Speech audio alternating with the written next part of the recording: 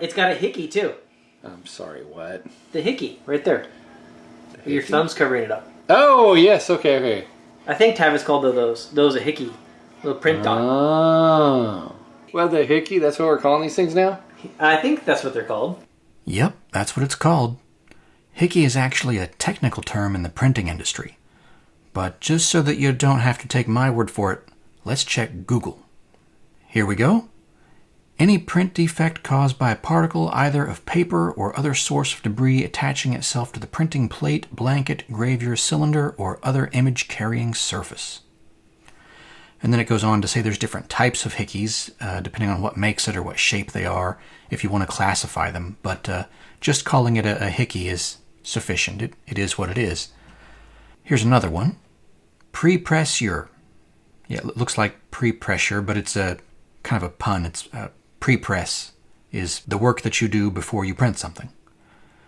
Okay, so Hickey is a small spot or imperfection that appears in print on images or flat tints, sometimes called a bullseye or a fisheye, etc., etc. You can pause the screen and read it if you want.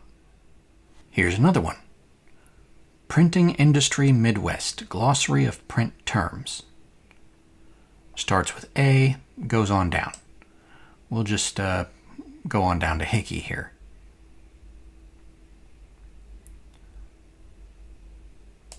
All right, here we go.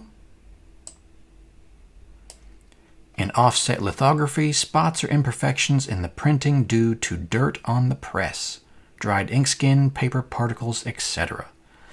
Spots wasn't really a good word to use here because spots has a specific definition that's elsewhere in this, but you get the idea. Okay, let's see if we can recreate one, just to get a better idea of how they happen. So the way printing typically works is that you have the ink rollers. This is a very crude example here.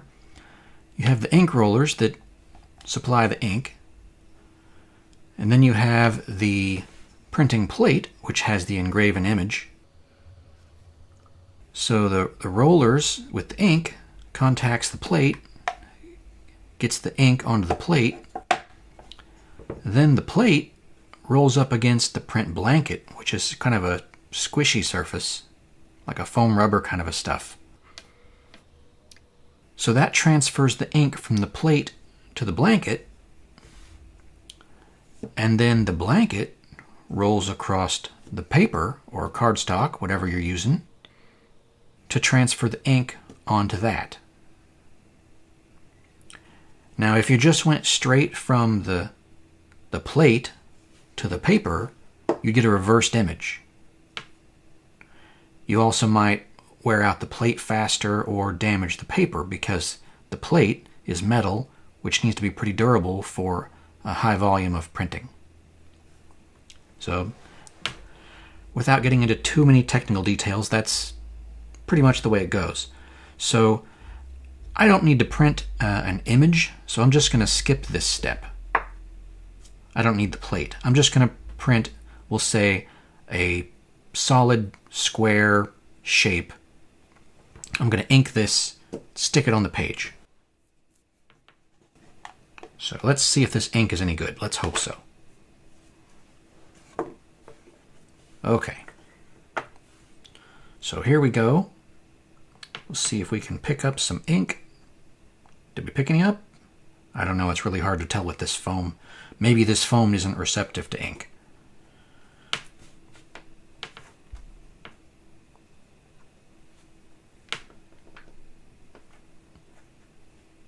Or the ink could be dry. All right, let's see what happens. Okay. Not perfect. Either I didn't have ink in the middle, or perhaps the stamp is not flat. Let me try. Let's see if I can get ink in the middle.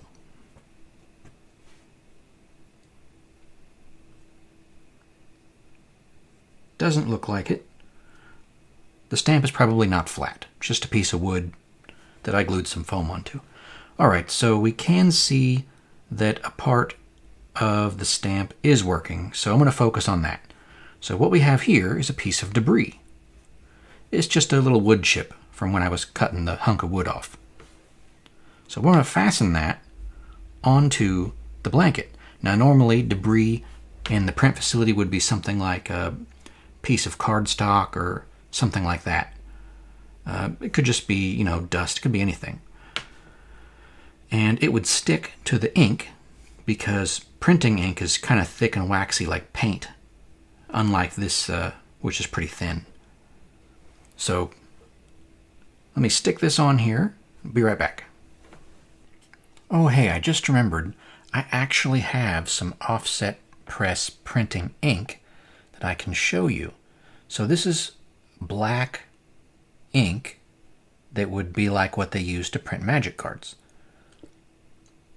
It's super thick, it's like really thick paint. It's almost like a paste. So it's just a small little thing of it here, but that's what it is. And that super thick stuff, it actually goes between a few different rollers, which works it and gets it sort of a little more viscous. It's like it softens it up, and it gets any air bubbles and chunks out before it's used. But all right, back to your regularly scheduled programming. All right, we now have a piece of debris stuck to our printing blanket. So we're going to ink it.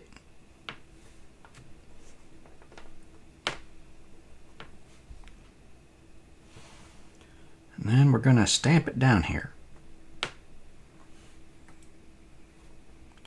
There we go.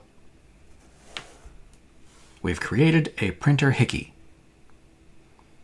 So what you get here is the debris is inked, and it leaves a spot of ink in the shape of the debris in the center of the Hickey.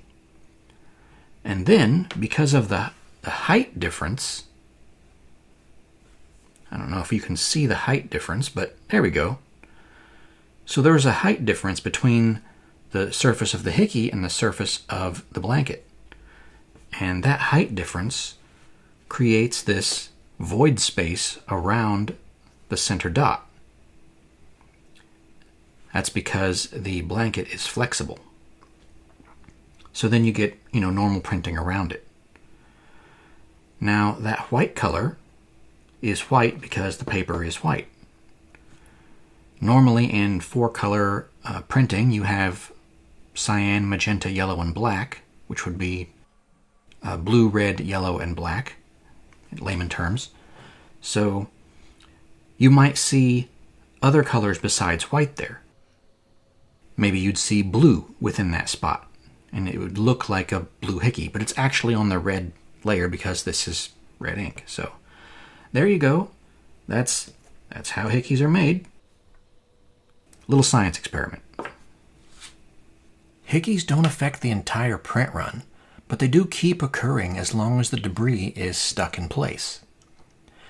Every print facility has its own quality control guidelines on how long a printer Hickey can appear in a run before they're required to shut down the machine and manually clean it. But most of the time it just comes loose on its own and falls off who knows where. Probably travels on the sheet down the row and gets put in a pack, Okay, so that was a Hickey. What is a print dot? That's a different thing. I know a lot of people call Hickeys print dots, but a dot is actually something else. So let's look up dot. Here we are in the glossary. Scroll down to D here. Dot, the individual element of a halftone. In other words, it's like a dot of ink. That's not a void, it's the opposite. It's a dot. Now, it's not a dot where debris is accidentally, it's a dot that's intentionally placed. Probably the easiest thing to do would be just to show you. All right, so here is, there we go, my USB microscope. Nifty tool. let me, a little bit of ink on my hands here. Let me grab something to put under it. Just a second. Okay, we have here a signed beta juggernaut. We will shove that underneath the microscope. All right, here we go. Guess we'll look at the name so you can see it's a juggernaut. There we go. Good old jug. All right, so you see those black dots that are inside the white letters? That's what makes the white lettering look gray. It's actually kind of gray lettering.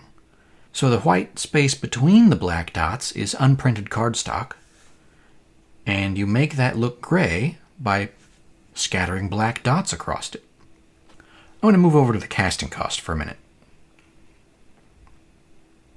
Difficult to get that centered. There we go. That's pretty close. Is my focus okay? Maybe that's a little better. Okay, so you can see that there's a grid of dots. Here, maybe it would help if I rotated it. All right. Now the dots, the rows run horizontal and vertical. Maybe that's a little easier for you to see. So each of those black dots is a dot. That's actually what a print dot is. It's a dot of ink that's intentionally placed in the grid. A spot is something else. A spot is the space that the dot would go in, more or less. That's kind of a simplification. This is a halftone grid. Halftone meaning it's not continuous tone. Continuous tone blends colors smoothly, transitions, like in a painting, for example, where you actually blend the colors together. And this is halftone, meaning that the picture is made up of dots. Rather than a continuous blending, you create the illusion of blending by having less dots or smaller dots. So all of the spots where a dot could be in the grid may not necessarily have a dot. And they may not have the same size of dot, at least in conventional halftone. A series of spots makes up a halftone cell, and depending on how many spots are occupied or full within the cell, that determines the shape and size of your dot. Ideally, a halftone cell would be 16 spots wide by 16 spots tall. 16 by 16 is 256, so you get 256 different tones of color, depending on how many of those spots are occupied by the dot. Now, in a space that's not supposed to have that color, you might have none of the spots occupied by the dot. It can just be an empty space. That's probably getting a little more technical than what we really need to get into here. But the important thing here is that a dot is a dot of ink. So a print dot is one of these many dots that you see here. And a Hickey is an unintentional misprint. It's an error. It's a really common error. So don't expect high value for a printer Hickey. Usually they're very small and not very valuable, and they're pretty common on older sets. Okay, let's go back to the glossary here for a minute. A couple more print terms that might be useful to go over.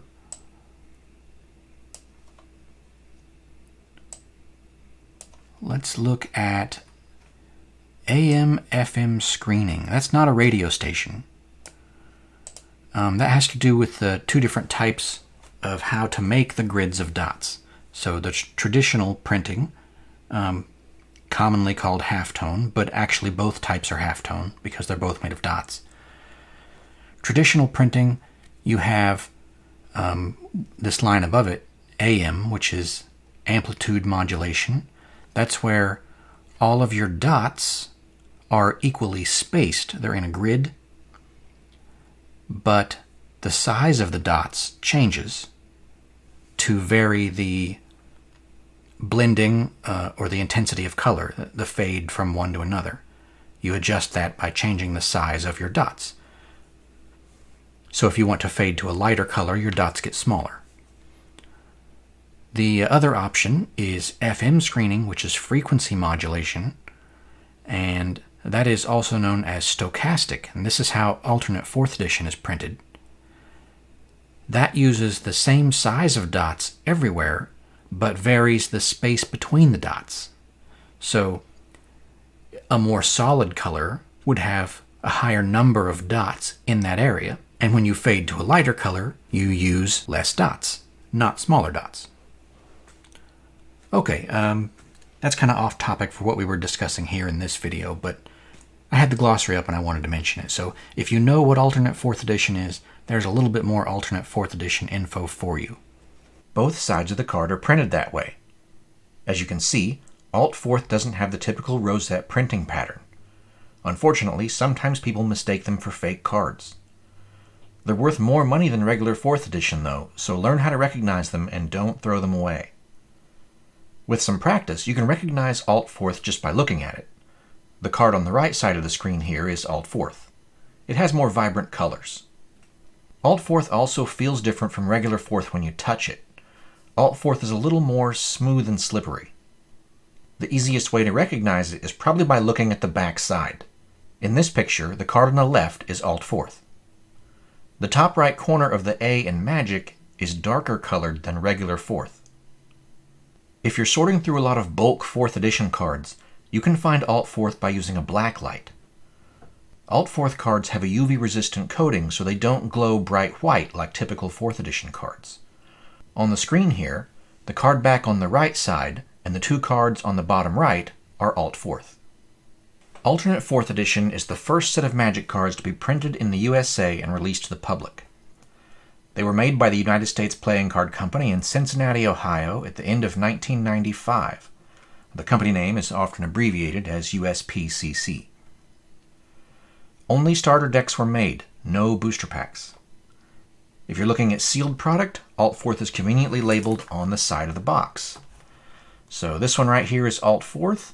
It says right here, made in the USA by the United States Playing Card Company. And this is a regular 4th right here on the left. And it says, printed in Belgium by Cartamundi. Now the boxes do have some other differences. The numbers are the same here. Turn that one around, I guess. But the layout is different. So this has some other symbols here, and the positioning is different here. And see, they're both right side up there, but it's kind of facing the other way. And here we have like the Garfield Games logo. That's because this is an older 4th edition box. The price changed. So this is the $7.95 version. I'm pretty sure there's also an $8.95 version. But you can be sure if you see the Made in the USA, United States Playing Card Company, that you've got an alternate 4th starter deck. Even the rulebook is different. The easiest way to identify it is by looking at the printer liaison on page 68.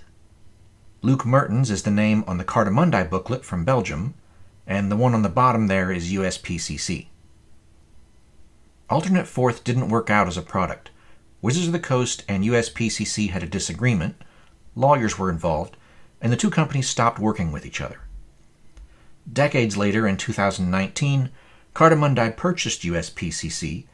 Cartamundi is still the main printer of Magic cards, so perhaps Magic is being printed at USPCC again in the present day. That's it for this video. Hopefully you've learned something here, and I'll see you in the next video.